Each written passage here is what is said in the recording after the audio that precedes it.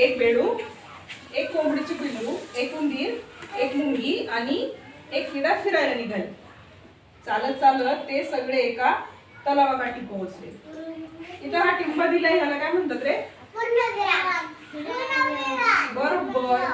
आणि हा जसा आपल्या वाक्य संपल्यावर पूर्णविराम असतो ना, तसाच अर्धवाक्य झाल्यावर इथं स्वल्पविराम असतो बघा. इथे दिसते का इथं सगळ्यांना? याला स्वल्पविराम म्हणतात बघा.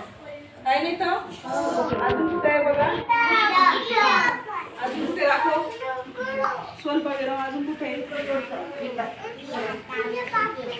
नाही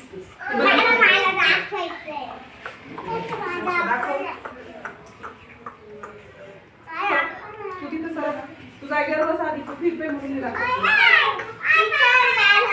बर पुढच्या पानावरती चढते. हा चला पोहूया असे म्हणत बेडकाने पाण्यात उडी घेतली. आला का परत इथं? कोणता विराम आहे? बरोबर. हा आणि इथं काय दोन दोन रेषा दिसत आहे बघा. नाही आता हा इथं खाली आहे का? नाही. हा कुठे आहे? हा त्या अक्षरांच्या वर आहे ना इथं. हा अवतरण चिन्ह असतो. अवतरण चिन्हामध्ये कोणीतरी बोललेलं वाक्य इथं लिहिलेलं असतं. अवतरण चिन्ह समजलं? इथं कोण बोललंय?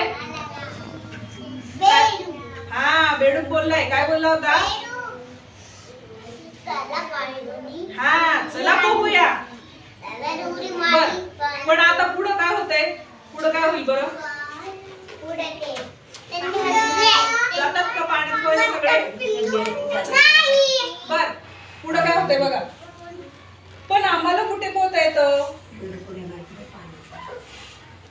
पिल्लू, मुंगी आणि किडा म्हणाला. टर टर टर. मग इथे तुमचं काय काम? बेडूक खादा खादा हसू लागला. बेडूक इतका हसला की त्याचा श्वास कोंडला. खाली बस बरं. बस खाली. हा मग काय झालं त्यांना?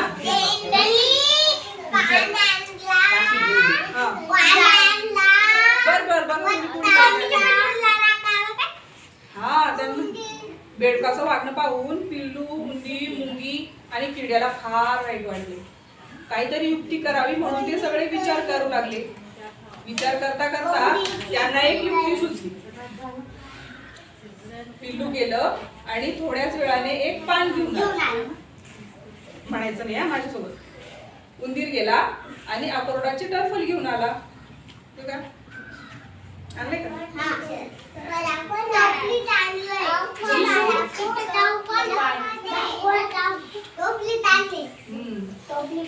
मुंगीनं गवताची एक लांब काडी आणली आणि किड्याने काळ्या रंगाचा एक लांब धागा आणला.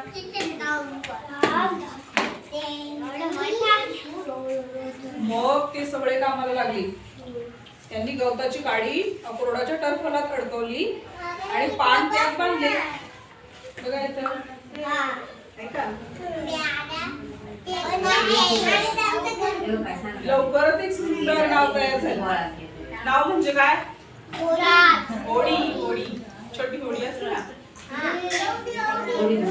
काय करते त्या होडीचं? अच्छा बघा. त्यांनी मग नाव पाण्यात सोडली आणि चारी जण नावेत बसली. नाव चालू लागली. बेडकानं आपलं डोकं पाण्याबाहेर काढलं. तो पुन्हा हसणार होता पण नाव फार दूर निघून गेली होती.